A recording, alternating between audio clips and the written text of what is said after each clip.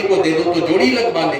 अब रानी को जब दिया गया पीपाजी महाराज की धर्मपत्नी को, पीपाजी महाराज को कहा, उसकी पत्नी ने, उनकी पत्नी ने कहा, तो जोड़ी लगवाने के लिए वो प्रयास करने लगे। तो पता चले ये जोड़ी कहां लगे, कहां से मिली है, तो डंका पिटवाया पूरे राज्य में, जोड़ी नहीं मिली कहीं पर।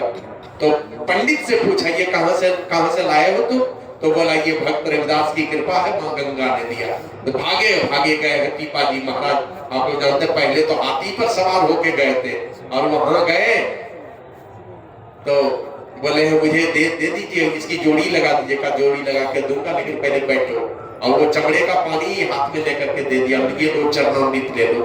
अब हाथ में उतरे पड़े राजा, वो चरणामृत तो घृणा हो गई देख करके, और वो गए और आंख बचा करके किसी तरह वो चमड़े का जो जल था उसको फेंक दिया और अपने कपड़े में ही पोंछ लिया। उधर से लाए और वो जो जल कठोता है जिसमें चमड़ा धोया करते थे, उसी में हाथ घुमाए, आवाहन किए मां गंगा का। अरे मन है ना, जब मन पवित्र होते वहां तो है कहावत, मन चंगा तो कठौती गंगा। अरे मन चंगा तो कठौती गंगा ने सारा ब्रह्मांड, मन बस में है, सारा चीज जो आपकी मर्जी होगी, कुछ नहीं चाहिए। जिस दिन ये भविष्य स्थिति में आ जाएंगे तो दुनिया का सब कुछ आपके लिए परमात्मा सुरक्षित कर देंगे। तो मां गंगा से प्रकट हुई, दूसरा कंगन दिया, जोड़ी लेके ये पीपाजी महाराज गए और जाकर के अपने रानी को दिया, लेकिन राजमहल में प्रवेश करने के पहले ही वो कपड़ा खोल के इधर ही दे दिया साफ करने के लिए। ये कथा आप लोग जानते हैं, जिसने साफ किया उसकी दिव्य दृष्टि खुल गई, ये कथा तो जानते हैं आप लोग। लेकिन बाद में उसको लगा कि जब इसकी दिव्य दृष्टि खुली, ये तो बड़ी चूक हो गई मुझसे। भागे गए, पहली बार तो हाथी पर सवार होके गए, तो दूसरी बार पैदल दौड़े हुए भागे। और वहां गए तो भक्त रविदास ने कहा कि राजन, हमने तो सोचा था मुफ्त में तुमको बहुत कीमती वस्तु दे दूं, बहुत वर्षों तक तू राज करेगा, निष्कंटक राज होगा तेरा, लेकिन तुमने स्वीकार नहीं किया। अब तुमको टहलू करनी पड़ेगी, अब फ्री में मिलने वाला नहीं है, टहलू करनी पड़ेगी। अब टहलू करने में पीपाजी महाराज ने राजपाट छोड़ दिया, भक्त रविदास के शिष्य हो गए। उनकी पत्नी भी राजमहल छोड़ करके चली आई।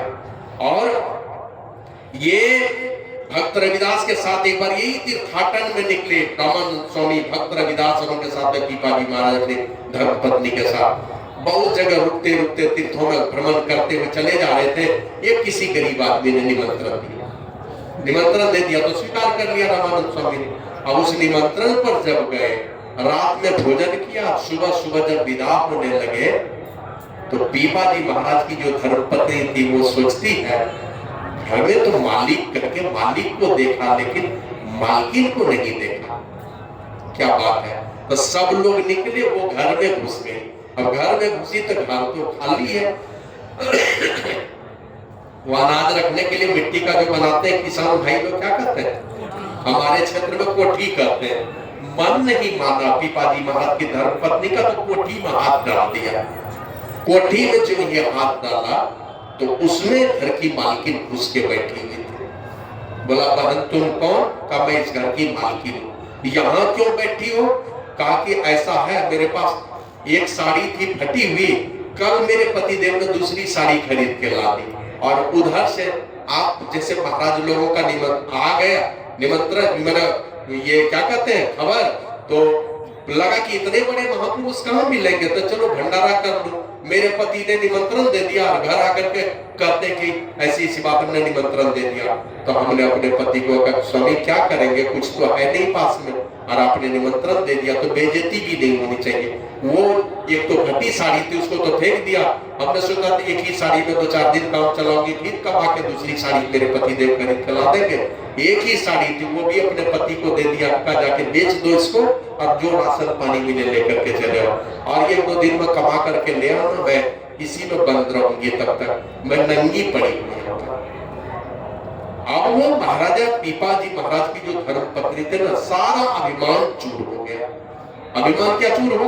उनको लगता था राजपाट छोड़ करके आई थी, लेकिन मन का जो अभिमान था ये मिट नहीं रहा था कि मैं रानी हूं, ये नहीं मिटा था।